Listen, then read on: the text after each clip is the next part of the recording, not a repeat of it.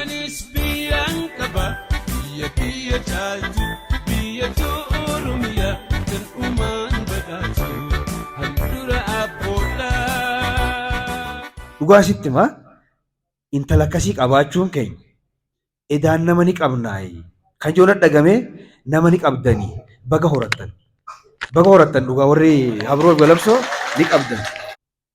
Dhugaa dubbachuuf gaa har'a Oromoon ministeera qabaachuun baga gammaddan. Dhugaa taa'eetiin itti meeqa rakkoo keenya kanaaf dhufnee rakkoo kana qabnaa jennaan hanga irraa is turtanii nan jette. Bara kana qofa naannolee Affaar, Somaalee, Tigraay, Gondar meeshaan ishiin hin gargaarin hin jirtu. Dhaabbanni kun dhaabbata guddaa. Dhaabbata uummanni irraa fayyadamuu danda'u. Akka biyyatti dhaabbata sadaffaadha. Dhaabbata gurguddaa jiran keessaa dhaabbanni ishiin hooggantu kun sadaffaadha. Namni irraa fayyadamuu danda'a jechuudha. Bakka guddoo isintu bakka san jira. Garuu ammoo wanni garaa nama nyaatu nuti daganneet ishiin ammoo akka biyyatti taajamanii nuti taajamuu dadhabneet ishiin nu yaadachuu hin dandeenye. Kun ammoo dogoggora hamaadhaa fi waan guyyaa kanarraa har'arraa kaanee sirreeffachuu qabnu keessaa isa tokko jechuudha. Qabaachuu keenya ni dagan. Hoggaan kana jiru ishii qofaa miti ammoo ni jirti. Jabduun akka sibiilaa, kiimiyaa jundii, magartuun jechuudha. Jaalawwan kana beekadhaa wajjin jirra hanga amma sii deeme kana. Walumaa dubbisaa jirra, waliin dhaqaa jirra bakka hunda wayii. Garuu haati carcar intalti abbaa gadaadhaa haati biyyoolessaa jechuudha. Waliin dubbannee rakkoo keenya gaafa itti himu achuma teessee bilbilte. Iddoon itti dhalan kaniin keessa guddadhe itti baran amma dafi istoora seenettee jechuudha. Istoora keessa naannoyitee waan jiru kana gizee agartu kana jeen itti himat. Kan jiru tokkoon hambisinii isaanii fi miti naaf kannitee meeshaan qurachi naa dhaqu qaban. Kan jirre immoo kaasitu dhufe kana malee miti jiraa beekadhaa. Kaas hin jirre ajajjee guyyaa muraasa keessatti bitamee akka magaalaa sanaa dhaqu jettee lakkoofsaanii gaafuu dhufe hojii garra jechuudha. Sunilleen meeshaa guddoolleen ni jira jechuudha. Kan biraa eega itti manne booda achuma teessee bilbilti. Jara keenya dheebuu takkaa jira. Magaalaan keenya magaaluma makiinaan keessa dabartu daandii keessa dabru yaadannaan maaliif daandiin Galabsoo Bordoddee kun nuun baanee jennaan hanga akka isin ilaaltan hin beeku. Daandiin kun kaardii immoo hayyee silkuma qabdi. Ni gaafattee eessa akka jiru ni ajajjee kana kanannaan qaxxitaa naa dabarsaatteen. Ni dabree fi guyyaa lammaffaa giseen itti deebu ajajjee daandiiwwan keezii addaatiin biyya tana keessa jiru Itoophiyaa keessa jiru keessa tokko tahee nu qabamee jira. Rabbiin sun haalli keessa. Kana qofaa miti caaltuun har'a karoora namaaf duran himanii parsanaalii akka nama tokkotti kun kan mootummaan isin hojjechiiftu. Kan laalaa keessan beektu hedduudha. Garuu piroojeektii tokko ofiif qabattee jirti. Maal naan jettee ji'a tokko dura Adaanesh magaalaa Finfinnee gaafa kantiiboota daawwachiiftu walgarree Galabsoo akkatti hin dhufu waan tokko harka qabadheetti hin dhufaa naan jette. Waan san beekuudhaaf hedduun hawwee taraa tanan hin gaafadha. Gaafannaan amma anillee isinitti nama ammallee waan kana qabadheetti hin dhufaa naan jette. Anilleen of qophiidhaan jeen. Piroojeektii tokko qabattee dhuftii jechuudha. Warra san rabbi nu haa godhu. Waan rakkoo magaalaa tana hunda itti himee ammas yoo maaltu si hafee naan jette. Waan hin himadhu wallaale. Dhugaan isitti hima. Waan hin gaafadhu hunda argachaa isin jira. Waan hin himadhu wallaaleetiin qaxxiyee dhaabbadhu. Ergan beellee yaadadhuu naan jette gisee nu dhaga'ullee. Kanaaf nama ni qabdan. Nama ni qabdanii ni wallaallee intalti tun abbootiin gadaa gama boodatti naaf moggaastu. Intala carcar ta'uu ishiidhaa har'a nu moggaastan jechuudha abbootiin gadaa. Ni kannitaniif maqaa kan jee miti kafiin jettan kannitaniif amma dura si yaadattan. Yaadataa Junaydii yaadataa eenyu jenneen? Yaadataa sabaa Habroo kanneefi jechuudha. Asi kannineef akkasime ishis har'a maqaan barbaada. Kanaaf isinilleen gammaduu qabdanii baga guyyaa kanaan geessanii baga nama qabaattanii nama hedduu qabdan. Gaafa nas gahee dawwalee akkana jedhanii akkasirraa gammadanii jiru yoom hojjennee yoomin isinii godhee ganaan isinii godhaa. Hanga namgalee mana gahutti na hordofaa turte jechuudha. Nagaan galuu kiyya jechuudha. amma eega sol seennillee dawwalaa turte eega sol seennillee jechuudha maaliif jirtanii jettee jechuudha kanaaf maal isinirraa barbaaddi du'aa isinirraa barbaaddi fayyummaa isin barbaaddi ilmaan ishee keessa akka ishiin bultu nagaan akka jiraattu gaafatti. Hedduutti gammanne gammachuu honga qabne gammanne gammachuu ishii ta'a wal akhiraa rabbi haa godhuu fi umrii ishii rabbi haa dheeressu umrii ishii rabbi haa dheeressu umrii ishii rabbi haa dheeressu caaltuu isaanii caaltuu sabaa jannaa moggaafna maqaan ishiidhaa haa itti maxxanu rabbi nu haa godhu itti waliif gallaami caaltuu isaanii caaltuu sabaa jannaani caaltuu sabaa haa taatu caaltuu sabaa haa taatu. Umrii nu haa dheerattu umrii haa dheerattu balaan ishiin argini dirreen ishii nagaa haa taatu aboo ijaamtuu rabbi irraa haa qabu ammallee guddina ishii haa wal akhiraa rabbi haa guddisu hin gammanne aboo rabbi haa guddisu umrii rabbi haa dheeressu balaa rabbi jalaa haa qabu nuti jennee waa inni nu haaju Biyyaan qaba biyya kiyya caaltu biyya Oromiyaa kan uumaan badhaatu handhuura abboodhaa biyya gootoowwanii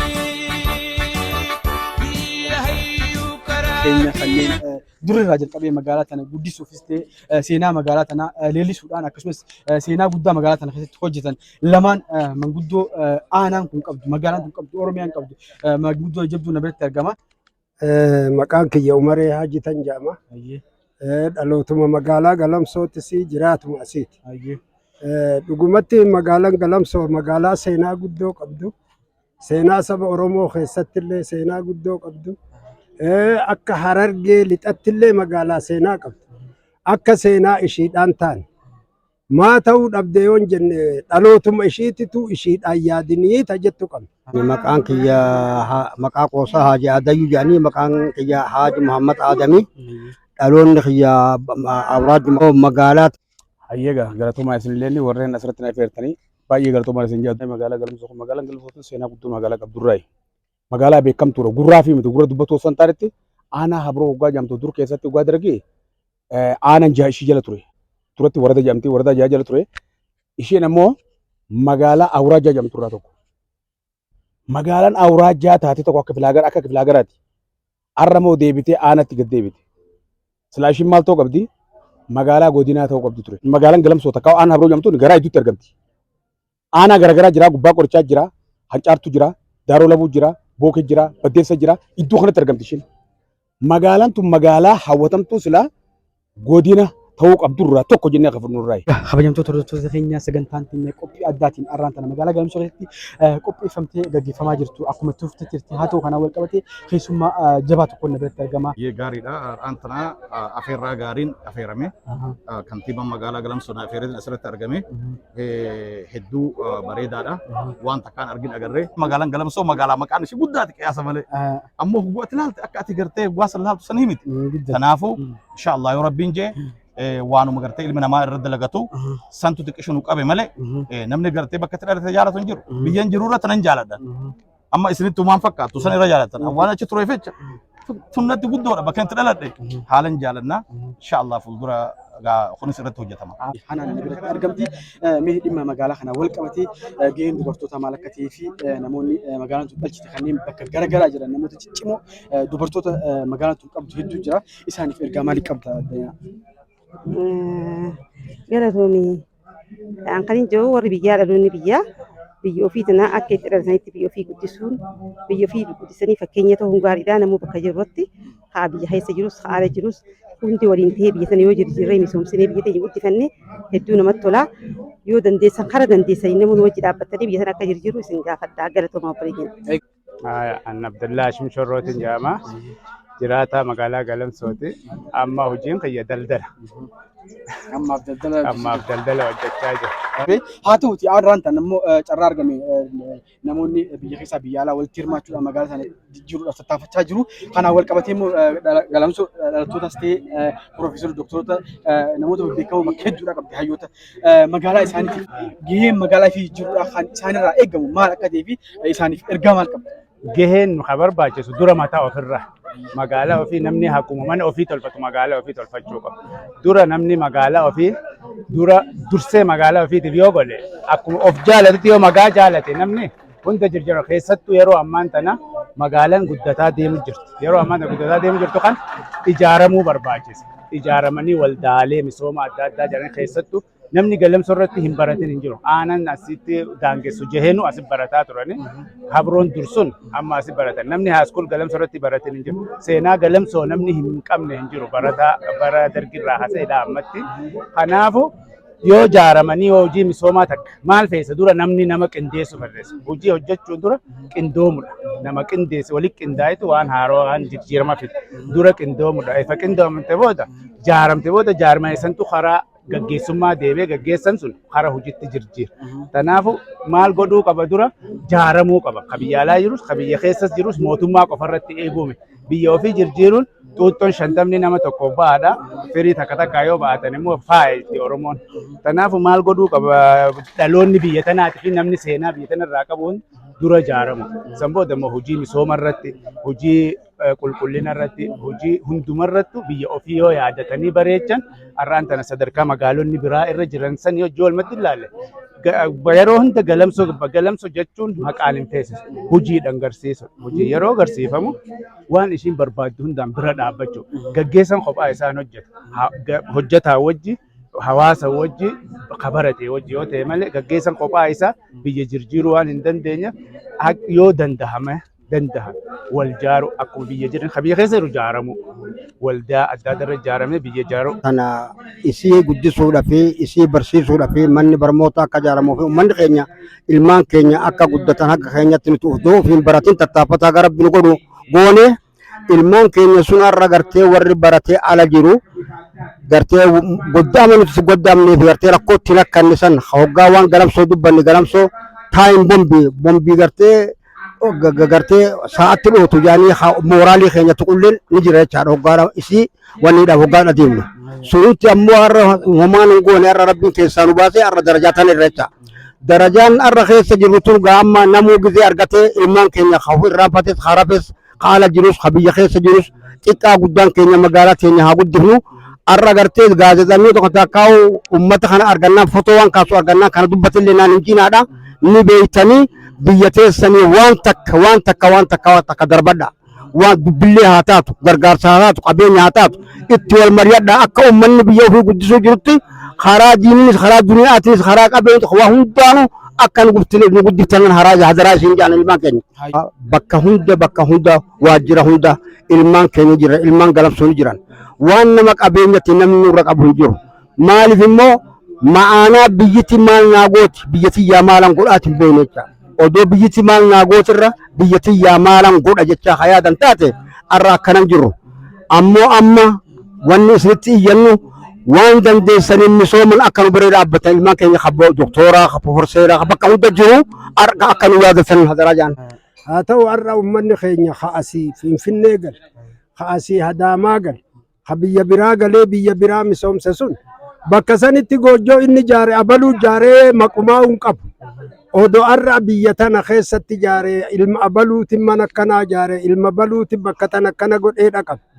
Warri asii deemee biyya biratti misoomsu kun aboo maqaa keessanii fi maqaa abbaa keessanillee deebi'aa biyya misoomsaa jennaan nuti as jiruu fi ala jirullee ana dhaabnaaf akka manguddoo biyyatti piroofesaroota doktoorota hayyoota meeqa qabdi galamsu Itoophiyaa miti Itoophiyaan alallee warri jiru nama xiqqaadhaa miti nuti ummata saniin mee biyya keessaa deemtan san yaadadhaa biyyatti teenya waan ishiin isinii gooti ishiituu isin barsiisee isin guddisee sadarkaa irra jirta tanaan isin gahe nuti yoo biyya teenya maal goone yaadadhaa hagana dhaabnaf nuti. Magaalaan tun eega hundoofte turtee jirti akka hundeeffama hin guddanne kan guddina kana kute maali ammaan tanoo maal godhamuu qaba. Guddina hagutee waan adda addaa hedduutu jira. Rakkoo yeroo dabartee irraa ka'ee rakkoo siyaasaati godhabatee biyyi tun waan keessatti tufuu beekaa biyyatti biyya sabboontotaa biyya goototaa biyya gartee eenyummaa ofiitiin boontu turte har'a garuu hedduu duubatti hafnee jira yoo dandeessan walitti tokkummaan wanni xiqqaan yoo dalagame biyya tanaaf waan mul'isu takka yoo dalagne hedduu natti tola isinillee itti yaaddanii hara biyya teessanii fuulaas yoo garagalchitan hedduu natti tola obboleeyyan ilmaan biyyaa jabaadhaa rabbi isin haa gargaaru nu wajjin dhaabbata. Maaltu ishiif duba deebisee dhugaa jennu dhugatti akka magaalaa Dirree sanitti ilaala. Magaalaan Dirree Dhawaadhaa magaalaa Harargee lixarraa Harargee lixaa fi bayaa keessatti tokkoffaa turte yeroo Ihaadig keessatti gad deebitee turte. Har'a immoo dubbatamaa jirti xaqilaa ministeertichi keenya hedduu irratti dubbataa jira. Magaalaan turullee ammas akkasumatti ministeertittiin teenya har'a addee caaltuun takka addee caaltuu sabaa har'a maqaa kenneetiif turre hayyee gama isaaniitiin gama ijoollee ala jiruutii fi gama isaaniitiin magaalaa godinaa ta'uun ooltu jeetan qaba akka yaada kiyyatti. Kaka'umsi gartee ammaan tana asitti irraa wal dhufnee kun caaltuu komataa ture. Caaltuu komataa ture. Ilmaa akkamitti bara dheeraa kana guyyaa tokkollee gartee nullee wanni takka gartee ilaalcha negatiivii qabaataa ture. Edaan nuti dhiyaatee irraa milkaa'uu dhabe malee ishii bira rakkoo kan jireenya hubadhee wanni uummataaf illee dhaamu kanarraa barannee uummata keenya haa ol dabre haa iddoo adda addaa jiru deemnee jala qotuuf gartee komii adda addaa irratti osoo hin ta'in dheenii irraa fayyadamuu qabnaa. Maaltu uf dubbatti hambise dhugaa jennuu tokko karaa siyaasatiinis hedduu miidhamaa turte. Magaalaan tun magaalaa warri siyaasaa gurguddaa gaggeessu warra akka Qeelee Mooqilxuu warra akka Taaddasaa Birruu warra akka hundeedha. Warreen akkasumatti akka hordofaa nama hedduu jira. Warreen akkanaa kanaa magaalaa kana keessaa bahe. Magaalaan tun dhiibbaadha qabdi. Dhiibbaa irra ture. Waan Oromoodhaaf dubbattuuf jecha, waan Oromoodhaaf laalattuuf jecha, waan namni baratilleen yeroo duraatiif biyya tana keessa jiruu fi waa'ee ifirratti waan jiru kanaaf waan dubbatamtuuf hedduu of dubbatti haftee jeetiin laala. Har'a immoo of dubbatti deebi'ee har'a of dura deemti jeetiin yaada. Of dubbatti naftu jeetiin yaada amma tana boodan. Dammaqaa jirti ni dammaqina jeetiin yaada. Kanaaf wanni nuti godhuu qabnu maali?